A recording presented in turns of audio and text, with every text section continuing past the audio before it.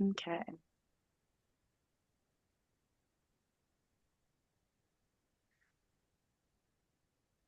Just one moment. There we go. Okay. So, good morning, everybody. Welcome to today's Let's Talk About Zoom session, where we're going to talk about the Registered Disability Savings Plan. For anybody who doesn't know me, because I'm a little bit new here, my name is Courtney, and I am the coordinator of community outreach and engagement here at Seniors NL. So I will be hosting today while Fraser does his session on the disability savings plan. But I just have a few housekeeping things to go through before I give it away to him. So we'll just go through that. So, just a few housekeeping things here before we get started. If everybody could mute your mic just to block the outside noise. If you need closed captioning, there is a button right at the bottom of your screen. If you kind of move your mouse around, some buttons should come up at the bottom, and you'll be able to turn on closed captioning if you need to hear, or sorry, if you need to have those for hearing. If you have any questions or comments, you can go ahead and put them in the chat. And when Fraser's finished up, we'll have some time for those to be discussed. And just so everybody's aware, the session is being recorded, and that's so that it can be posted on YouTube, just in case anybody's not able to make it today. So we also wanted to do a land acknowledgement before we get started, so I will go ahead and read that. We respectfully acknowledge that the lands on which we live, work, and meet are situated on the traditional territories of the Indigenous groups of Newfoundland and Labrador, and we acknowledge with respect the diverse histories and cultures of the Beothuk, Mi'kmaq, Innu, and Inuit of this province. We honor the diverse Indigenous peoples who have cared for this land for the past generations and for the 7 generations to come. We are committed to listening, learning, and working in collaboration with Indigenous communities as we move towards reconciliation, respect, and mutual understanding. Let us carry this acknowledgement forward in our work and relationships as we strive to create a future that respects and embraces the wisdom of older adults and the diversity of all communities. So, I just have a few kind of statistics here about poverty and disability before we get into Fraser and let him kind of take it away. So, people with disabilities are more likely to live in poverty than people without disabilities. The World Bank estimates that people with disabilities may make up as many as 1 in 5 of the world's poorest people. In 2021, 16.5% of people with disabilities in Canada lived in poverty, compared to 8.6% of people without disabilities. And disabled people typically live 30% below the poverty line. So, to alleviate some of the poverty experienced by people with disabilities, the federal government offers a specific saving plan known as the Registered Disability Savings Plan. And here to tell us more about that is our speaker today, Fraser Piccott.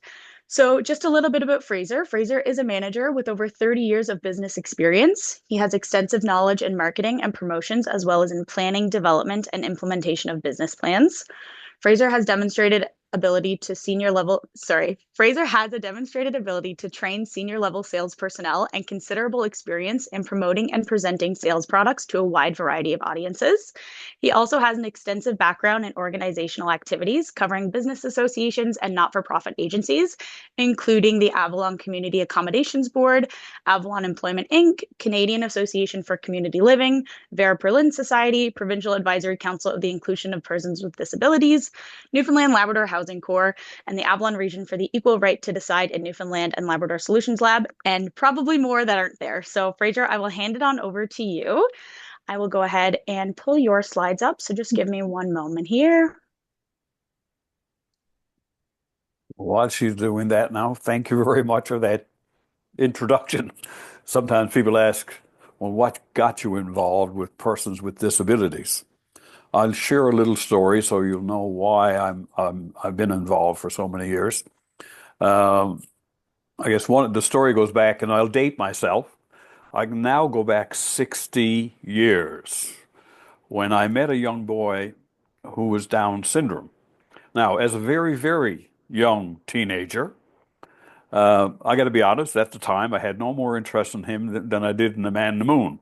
However, he had one heck of a good-looking sister who I eventually married, and he became my brother-in-law.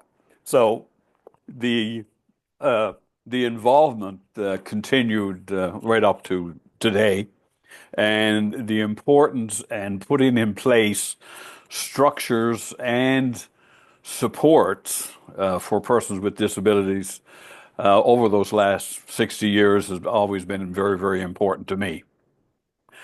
Today, I'm going to talk about the Registered Disability Savings Plan. And I think the importance has been one of the most underutilized programs that the federal government has put out there for over the past roughly 15 or more years. And what I'll try to go through here is what is an RDSP? What is a DTC? What is the present situation that we're facing as a society, and not only just in Newfoundland, but right across Canada.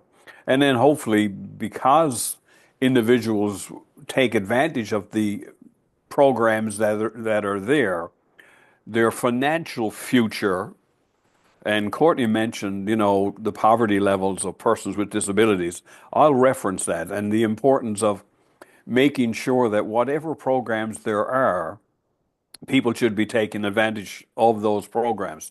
I think it's also vitally important that I'm not just speaking to Seniors NL. This is for Seniors NL, no matter what age you are, from birth to death. The importance, because we all know, we're here today, and I'm sure if I asked the question of anyone, do you know a person with a disability? The reason I want to share this to seniors, even though this program is not for seniors, the program is important enough that you can share with anyone that you understand that's between the ages of basically birth and 49. And I'll talk about that as we go through. Next slide, please.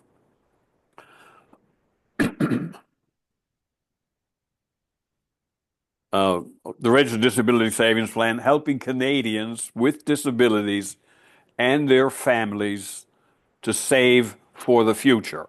And that's important to understand. There are programs that we have today that are getting better, that will deal with individuals all in society, that help them through the current situation and hopefully improve as we move on. But this one is to ensure that when you're gone, and that's what I would hear from so many families, that they would say, well, my biggest concern is what is going to happen to my son, my daughter, my friend, my relative, when I'm no longer there to support them or help them or be involved with them. Well, this plan will alleviate your financial concerns going forward. Next slide. There's a report that came out, the new data on disability in Canada. And this one runs from 2017 to 2022. And the disability rate rose in all provinces and most of the territories. I'm going to deal with Newfoundland and Labrador. And if you do have any questions, I just saw Mary comment off, and if you've got questions, put it in the comments. Yes, by all means, I would just, any question that comes to your mind, or if someone wants to have a discussion about a certain slide, let's go through it and we can always go back.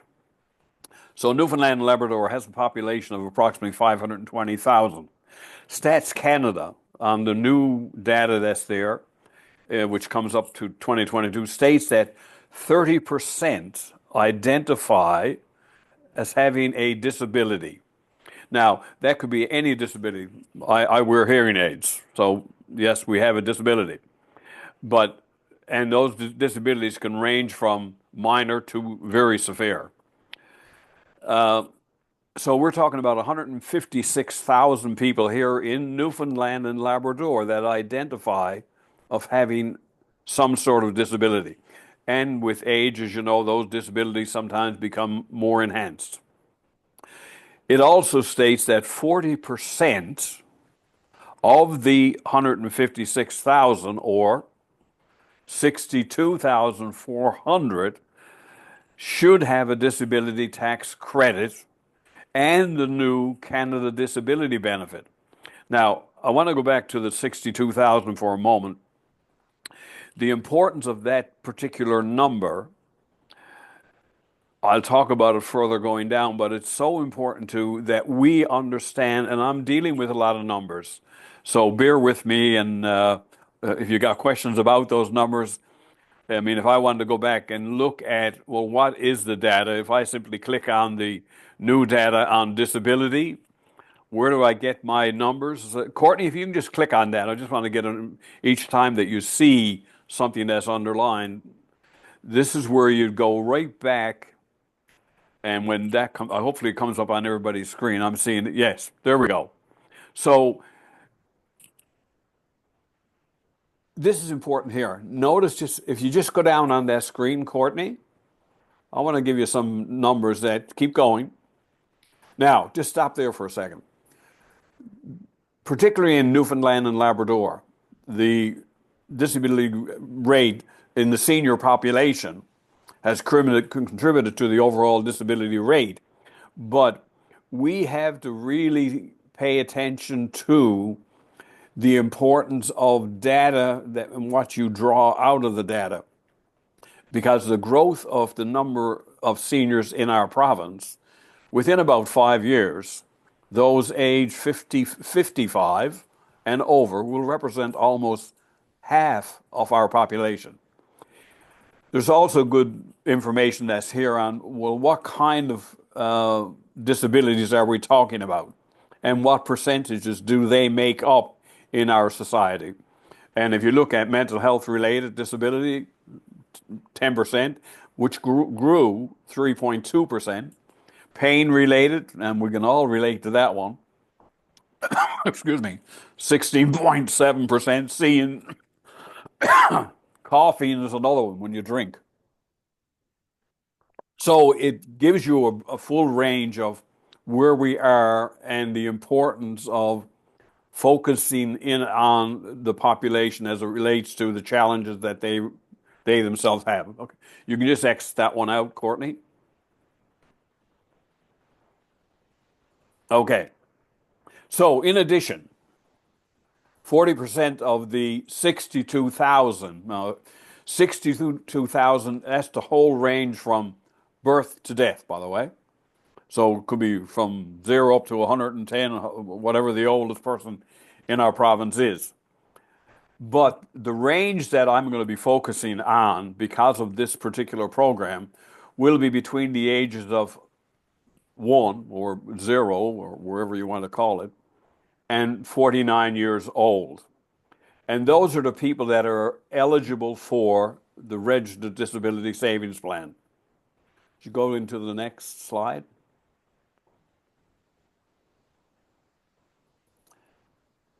An estimated 27% of Canadians, or 8 million, aged 15 years and over, had one disability that limited them in their daily activities, according to the findings on the Canadian Survey on Disability.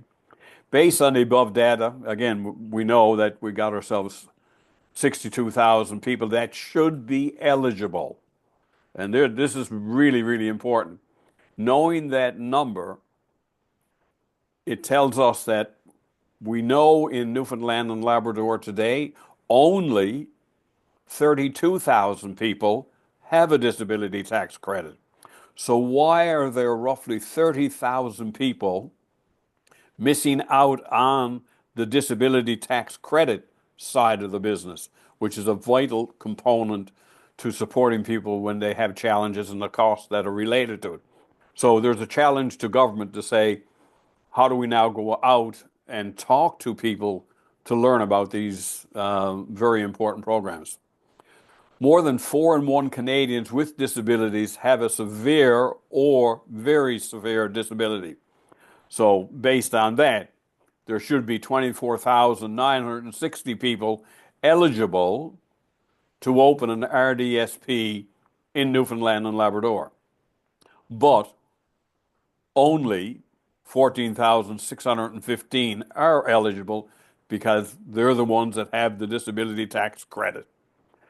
Another important, and Courtney referenced it, that more than 4 in 10 Canadians living in poverty have a disability.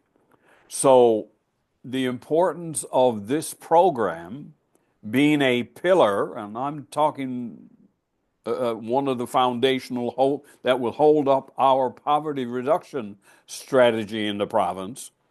This should become a pillar of that particular policy. Right now, there's not a major focus on it, but I will say that the presentation that I've given to, I think, the 5 past ministers and their executive of children, seniors, and social development have all listened to it. But I was very fortunate on the 31st of January of this year to have given a presentation to the Honorable Siobhan Cody, our Deputy Premier and Minister of Finance, and I'll reference a program that will start in January of this year shortly. So, when you look at if you want to see how did I arrive at the 4-in-1 again, I won't click on it because it takes time to go out and see the data. But the data is there and is backed up underneath that little low income among persons with disabilities in Canada. And it's staggering. I mean, it's not the fact that people with disabilities who have extra challenges, extra costs, should have a program that's supported. Next slide. Further to the above, we have reviewed the Canada Disability Savings Program annual statistical review, and I mean extensively, and we find that in Newfoundland and Labrador, 25.7%, 3,800 people have a disability tax credit. Last year, in 2023, we were at the bottom of the pile, the worst in all of Canada. That is now, we're up to second worst, so that's really, really good. We're going in the right direction because we're talking about it, and we're talking about it here today. So we're moving in the right direction and have availed of the RDSP benefit. So I can so you understand how valuable this program is.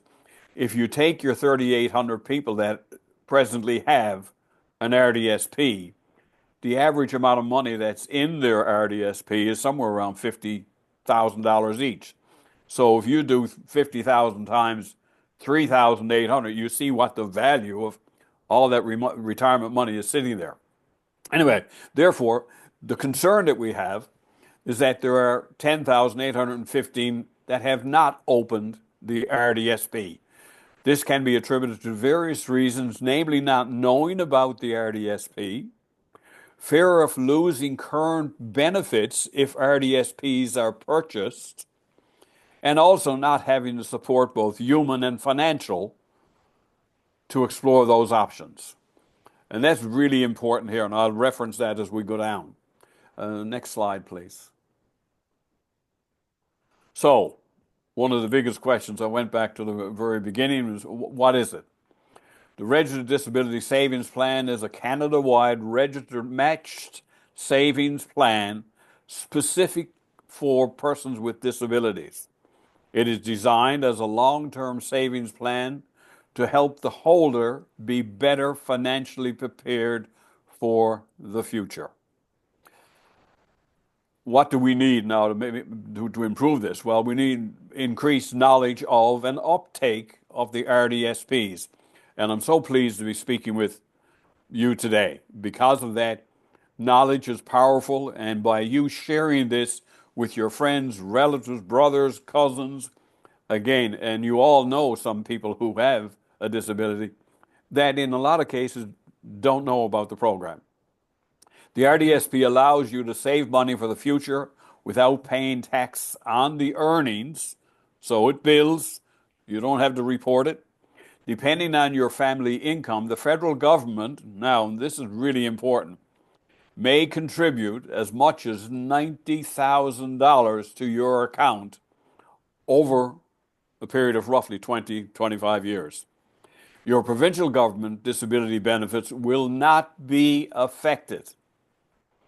So you could have $1 million sitting in this account and collecting money from it. The provincial government has already got a clause whereby they will not draw and they don't use this against you as your income. Really, you have nothing to lose, but everything to gain. Next slide. So what is a disability tax credit? Now, I know many of you know, but again, I'm going to read it so you understand the value of that particular tax credit. It reduces your taxes in recognition of your disability. You claim the credit when you file your taxes. The DTC is non-refundable. This means you will pay less tax, but you do not get any money back. So, but it does reduce your amount of tax owed. So that's a big catch. And also, if you've had a disability, you can go back, I think it's roughly 10 years. So if you get your disability tax credit and approved for it, they will go back so many years and you will be allowed to claim back an awful lot of money that you simply give to the federal government when you should not have in the first place. You need the tax credit, and that is the key to open an RDSP. Without the disability tax credit, there's no access to the registered disability savings account. If you're unaware of the DTC in previous years, you may be entitled to some money back. Sometimes this can be as much as $15,000. Approval can take a few months. Start, what I'm saying, start if you have a disability and you don't have that disability tax credit, start now and get that ball rolling because it's money that you should not have sent. Now, there's a link that's up at the top. I'm going to show you that later on, I think. I'll just leave that for now. But it's a great link for if you, well, how do I go about doing this? What forms do I need? What are the discussions that I might have to have with an accountant, etc. But the importance of getting it, it gives you a real how-to guide to go through, and it's really important. Next slide, please. Your entitlements. If you're totally eligible, and when I say totally eligible, the amount of money that you can make and still receive grants and bonds, and that's how it's called, grants and bonds from the federal government, is pretty good. Even if you're making up to $60,000-$70,000 sometimes, there's a good return. To receive up to $70,000 in the Canada Disability Savings Grants and or up to $20,000 Canada Disability Savings Bonds, the beneficiary must, and when they say beneficiary, is the holder of the RDSP, file an income tax for 2 years prior and continue to file annually. You don't file, you don't get the benefit. So it's vital that no matter if you made no money, if your son or your daughter, your brother or sister has no money coming in or very little, still vital that you do that to get this. Grants and bonds can only be received, and this is really important, when a person turns 49 years old on December 31st of that year in which they turn 49, the following year, you can't access this program any longer. So the importance of filing prior to or having this opened, even right up to age 49, I'll show you in a little graph coming up how important it is even at the very last moment to do this. Next slide. Disability savings bonds. Now, this is the annual federal government contribution of RDSPs of people with low and modest income and does not require personal contributions, up to $1,000 per year to a lifetime maximum of $20,000. So if you're once you open this, they will, one, go back 10 years, and you can pick up $1,000 per year if you had the disability back 10 years previous, and they'll put in $10,000 into your account the next day, basically, or however government does it. But you will receive the $20,000 even if you put nothing into it whatsoever. So that's really important to know. And you can see annual income less than or equal to $31,000 or between 31 and 47. That will go in. The more you make, they'll still put money in, and that's important, and it would be prorated. Next slide. The grant amount. This one here really, really, really, and the fact that only 25% of the population that have disability tax credit even access this is disheartening. So we have to do much better. The provincial government has to do much better. And we as organizations representing persons with disabilities have to do much better. So the federal government matches annual contributions at the following rates, and the most you can get is $70,000. If your annual income is less than or equal to, now, $95,000, amount of grant money, $3 for every dollar contributed up with the first 500. So if you put in 500 or some way it gets put in for the individual, federal government's going to put in $1,500, so 3 times that amount. Anything over that will be doubled up to the next $1,000. So the maximum that you can actually put in there is a total of $3,500. If you even make more than $95,000, they'll match dollar to dollar. There's no other fund where you can put in a dollar and they'll give you on the first $1,000 $1,000. So I don't know where you can go and invest your money. You're getting 2-3%. Here you're automatically doubling. Next slide, please.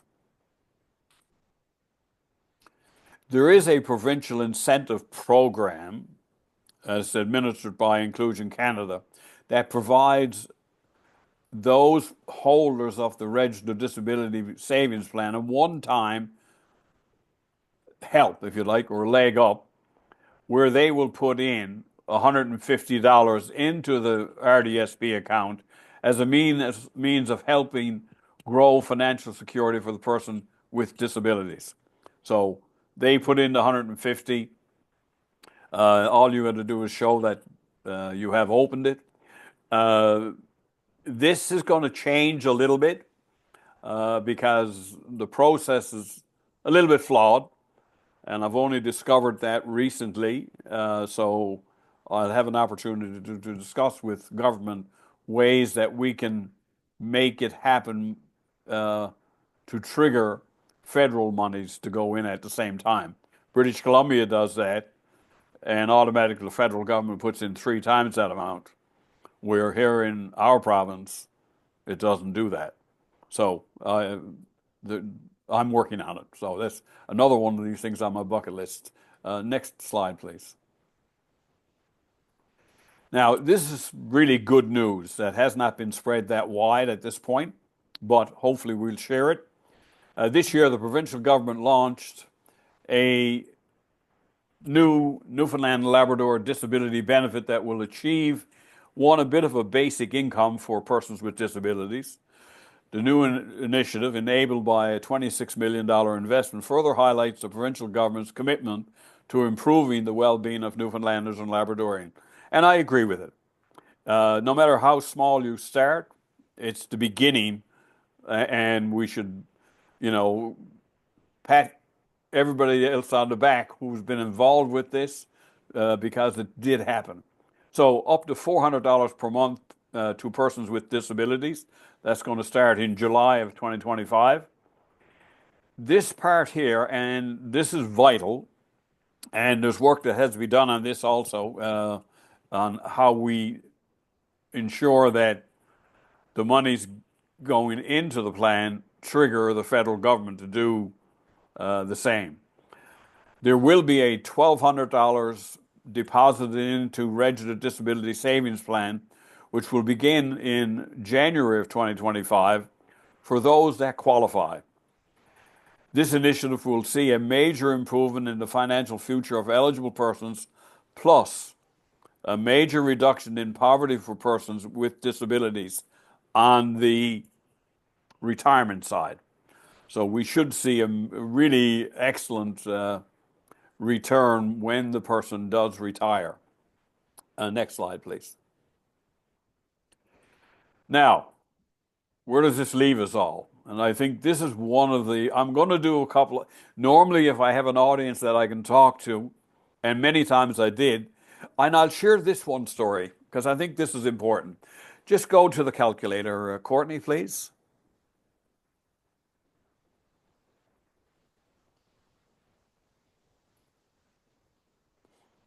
Now, I did a presentation down in Bayvert last year sometime, or the year before, I can't remember now. But when I went there, the lady who was the treasurer of the Legion where I was giving the presentation said to me, "What is this all about, Fraser?" I told her. Oh, and she said, "Oh, I have a nephew who has cerebral palsy.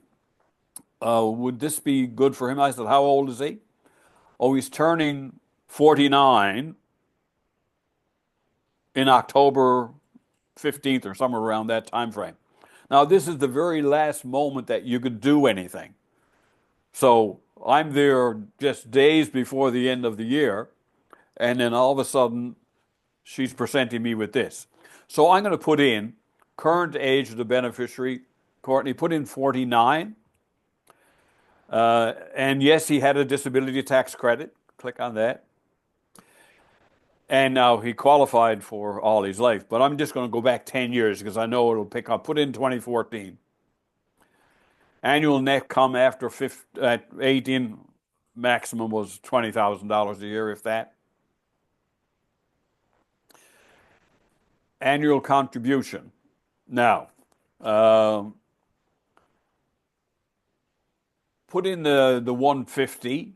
That's contribute until age, so it's just going to happen that year. Continue, that's okay right there. Continue down. Will there be any lump sum contributions? I'm going to say yes to this one, and I'll tell you why. This gentleman was known quite well in Bayvert and surrounding communities. So one time in your life, you can put in $3,500 maximum. So put in $3,500. What they did, by the way, before the end of the year, the community got together. I think it was the Legion that started it, and along with some other individuals, and they started a GoFundMe, and they raised the $3,500 and put in age 49 there. Okay, go down. All right. Now, what I'm going to show you is here's a gentleman at the very last time that he had an opportunity to say, well, how valuable is this program? Just click calculator. Now, here's what is going to happen to the gentleman between the ages of 60 and 82. Remember, he put in $3,500. That's all. The average payment that he's going to receive each year for those 22 years will be almost $3,000, close to $3,000. So to an individual who has very little, getting $300 roughly per month when he turns 60, and it increasing as we're going along, he's going to collect over $62,000 during his lifetime. So picture how important this is to that individual who walked in, by the way, on a homemade walker, has cerebral palsy, how much food this is going to put on his table, how much heat and light it's going to help. and you take the importance to his life and say how important it was that, yes, he heard about this program. Now, just go back up to the top again. Okay, just come down, and we're going to do another individual for the audience.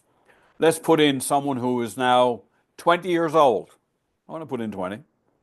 And yeah, keep everything else, keep the same.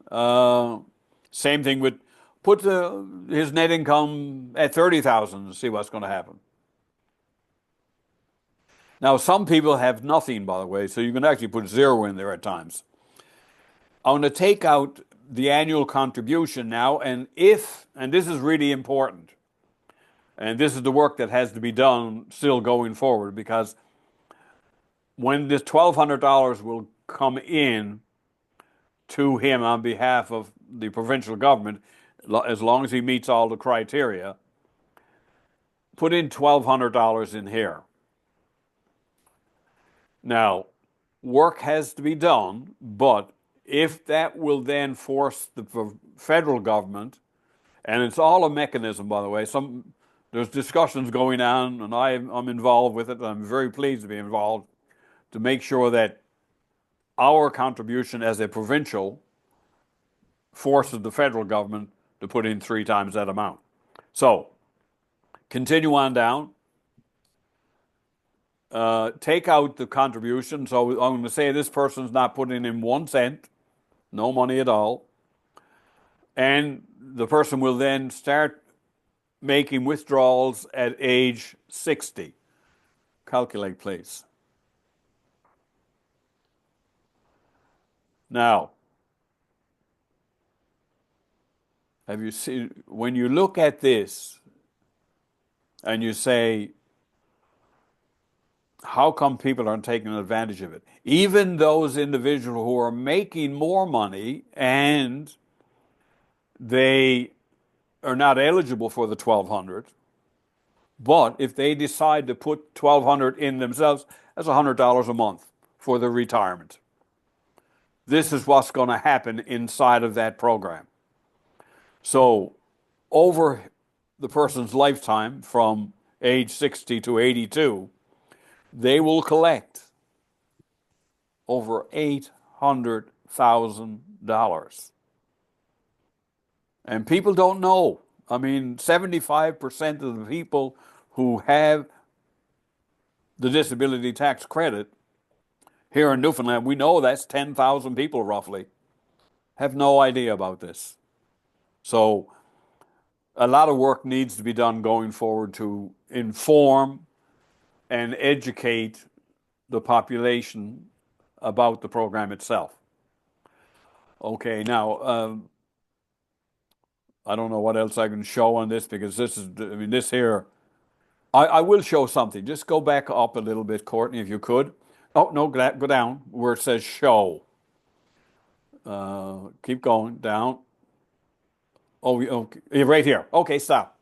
Just click on that. For those people who love spreadsheets and numbers, and I realize this may not mean anything to some people, but it automatically kicks in the process of how these numbers work, the contribution works, the federal government contribution, your grant is in there, the bond is in there, and you notice up in the top, between 2014 and today, the government went back, the federal government went back and picked up $1,000 every year for this individual. And as you can see, that totals up to $10,000 goes into his kitty right away. And then because the money that was put into it, the $1,000 bond continues on, by the way, for another 10 years. Because remember, I referenced back before that you get a maximum of $20,000. That'll cover from 2014 up to, what is it, 34, right? Well, I think somewhere around there, 2034. Where the 3,600 grant came from, remember you had your $1,200 that was deposited, which would be over in contributions column, and that generated the federal government to kick in the 3,600. That's the figure we have to make happen between the federal government. So work to be done. But I'll take this for an individual. If you said, I'm going to contribute on behalf of my brother, my sister, my aunt, my uncle, and I'll put in $100 a month to protect his future. He will or she will receive all these monies. So yeah, you can back out of that one there now, I think. So when it comes to the dollars and cents of this program, I can't say enough about it, and the importance of making sure that our society, all of our friends and brothers and relatives right across the province, and those organizations that are service providers. And I'll go back, by the way, so you understand, and I realize our time is running short. I'm looking at, oh, okay. I'll go back to the gentleman down in Bay Verte, because it's really, really important.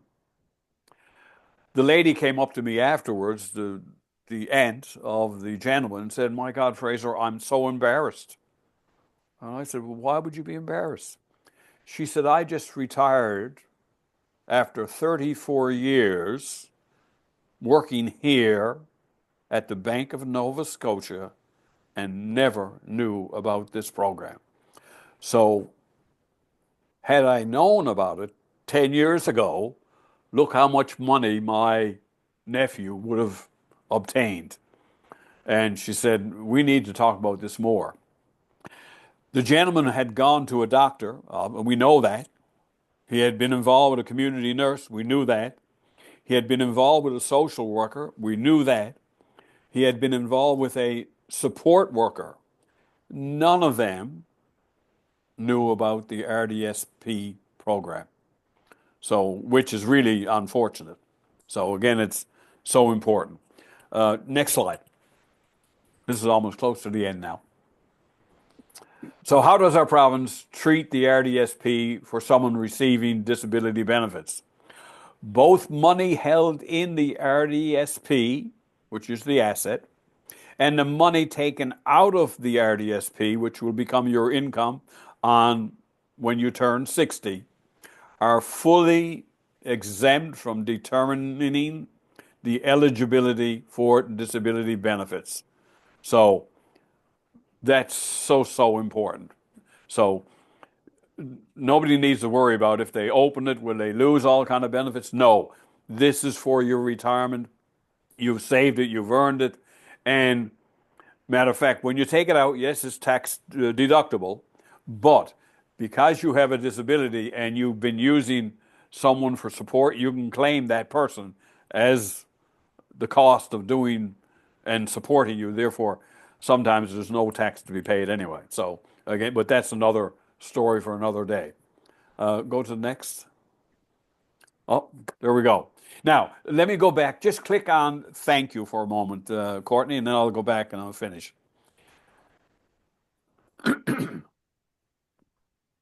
This brings you to a website that, and it's important to know, and I'm sure if you want a copy of this or any information, Courtney will supply it and provide all the links that I've talked about today. But then this gives you on, just go scroll down because this is important too. Just keep going, keep going, keep going. Okay, stop there. Notice it says choose an option. A step-by-step guide to learn more about the disability tax credit, its benefits, and how to apply. One is for individuals. The other is for medical practitioners. And I think it's important for when you go to your doctor or psychologist or psychiatrist or physiotherapist, nurse practitioner, anybody, it's important that they know about this because a lot of them don't. Sometimes we have problems where doctors will prejudge you, and that should never, ever happen. Their role is simply, I realize this professionally, to give a prognosis of what and how that disability will affect your life going forward.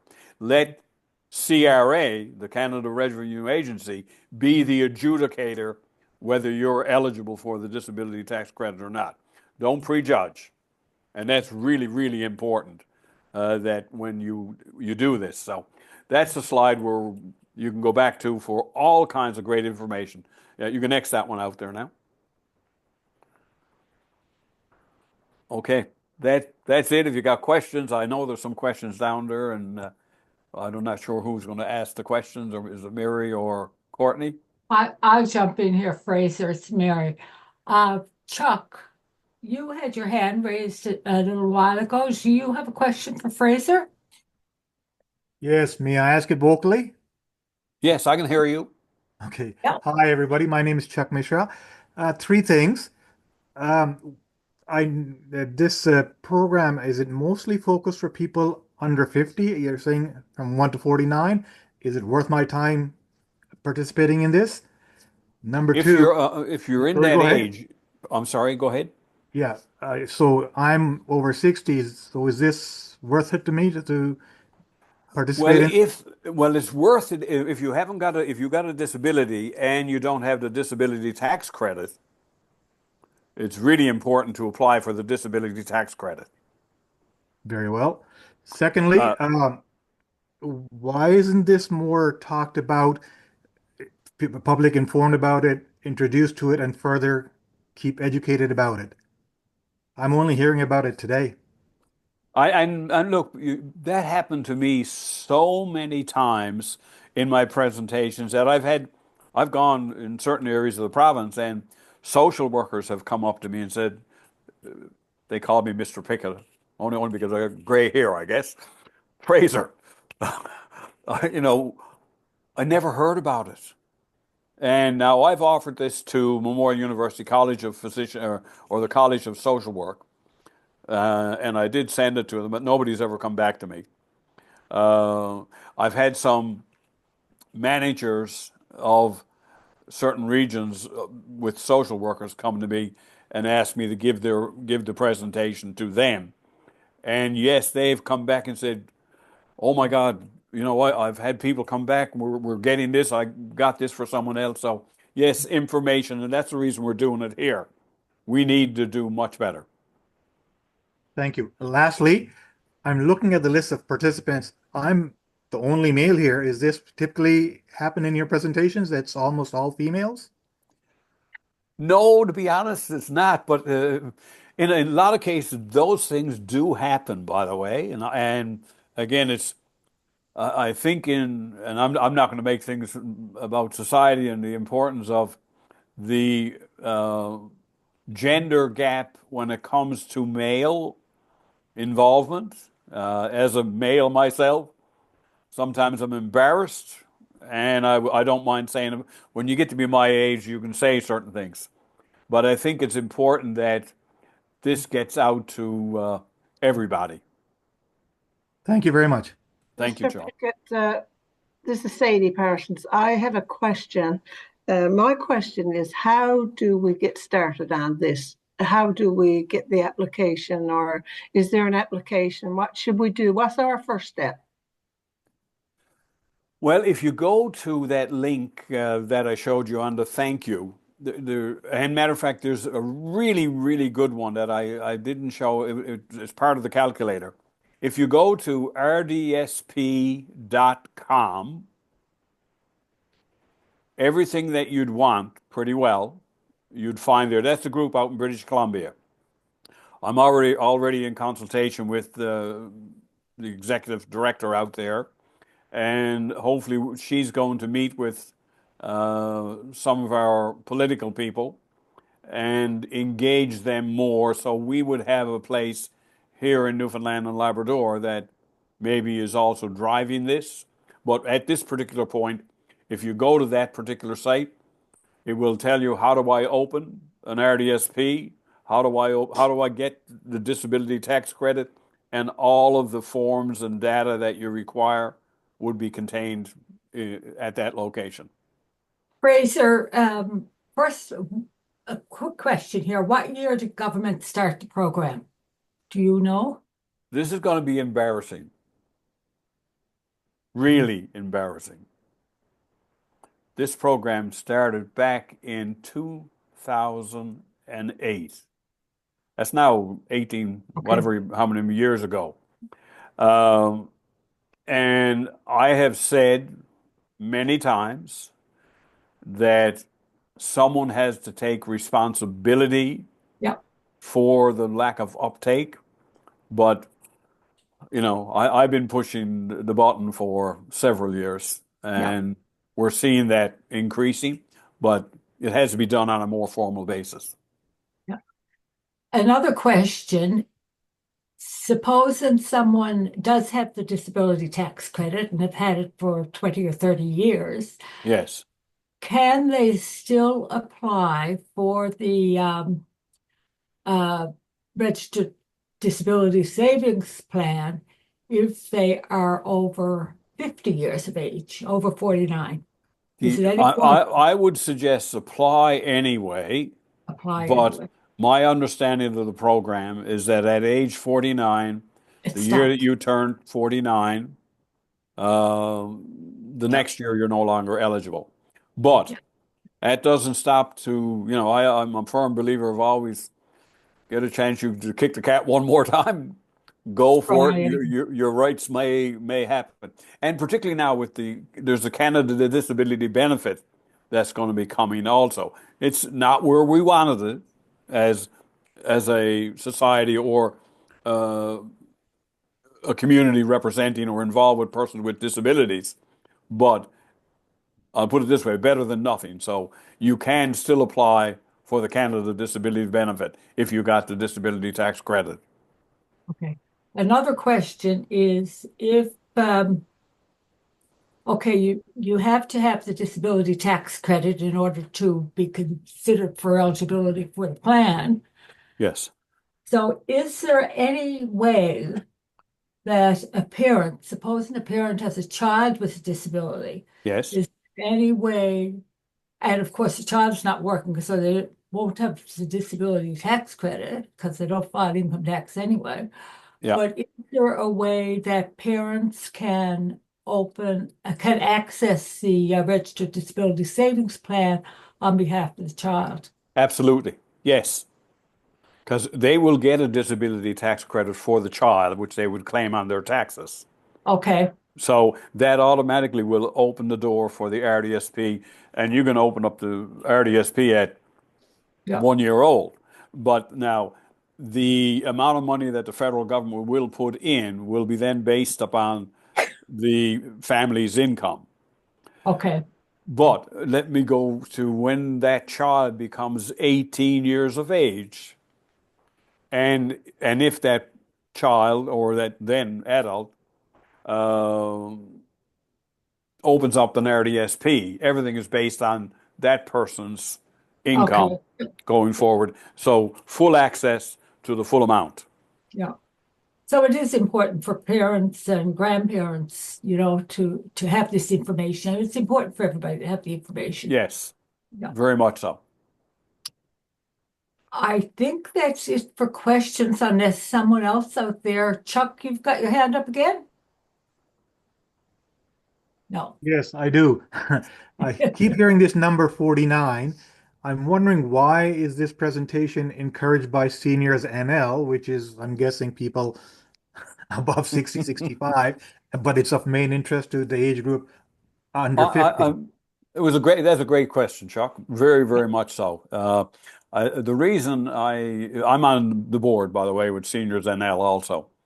But the reason I offered it to Seniors NL, because you got to look at the population across our province right now. You have, 30%, or will be 50%, or 55 and older. But they all got brothers and aunts and uncles and cousins that most of them don't know about the program. So it's important that we all collectively learn about the program so we can share it. And that's the vital part. Kimberly, do you have your hand up? Yes, and I just wanted to add that to reiterate what we're saying here, Chuck, is that we needed to get this information out there. And a lot of seniors have children with disabilities. And, as you said earlier, you're only hearing about this program now. So we thought it was a great time to present this and let more people in the population know about it in case they do have children or young adults in their family that would be eligible to apply. So that's really the reason for doing this presentation today. Spread awareness and, create the education around this program.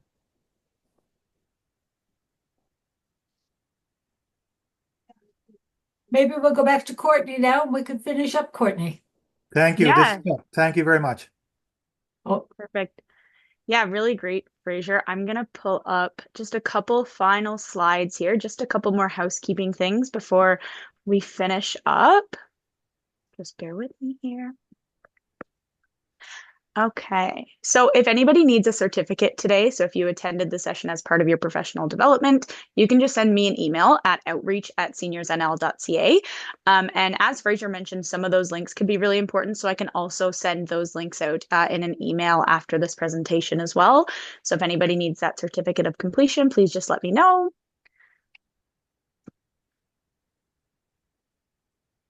Oh, 1 second here. My slides are not being friendly. There we go. So another thing I wanted to mention before we finish up today is the opportunity to be a friend of Seniors NL. So Friends of Seniors NL is an intergenerational opportunity to engage people of any age in the well-being and independence of older adults. Friends of Seniors NL will be given business cards to distribute to those they feel can benefit from Seniors NL information and referral services. And they will also have the opportunity to attend presentations or workshops Seniors NL might have in their community. So again, if that's something you're interested in, feel free to send me an email at outreach@seniorsnl.ca. And I briefly wanted to mention our next Let's Talk. So this is going to be on November 20th, same time, 9:30 a.m. And this is going to be social prescribing with Judy O'Keefe. So I will send out the link to that today. So the same as you would have gotten the link for this one, I'll go ahead and send that out by the end of day today. So if you want to register for that one, feel free. And that is everything on my end. So that's the info email there. Again, you can also email me at Outreach. That's the one that the Zoom link would have come from in your email. So if you are looking for that email, you should have it in there. But other than that, that is everything from me today. And again, if you need any of that information, just feel free to send me an email. I'm just going to finish up with one little comment, and I think it's really important.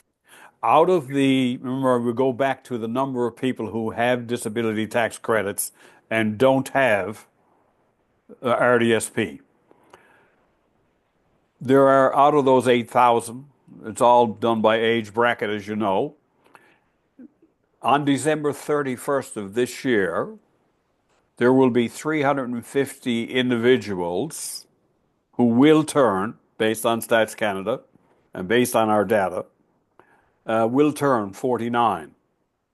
And they don't have an RDSP. So anybody that you know that's 49 years old, and if you take those 49 or those 350 people and go back to the value of just doing it without putting 1 cent in, that represents $10,500,000 that we will not see in our province, and we will not see for individuals who have a disability.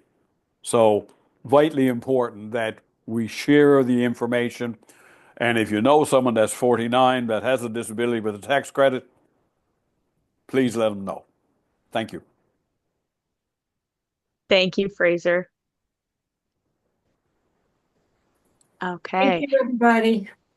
Thank you. And if any Bye-bye more now. questions, feel free to email me. Thank you. Bye-bye.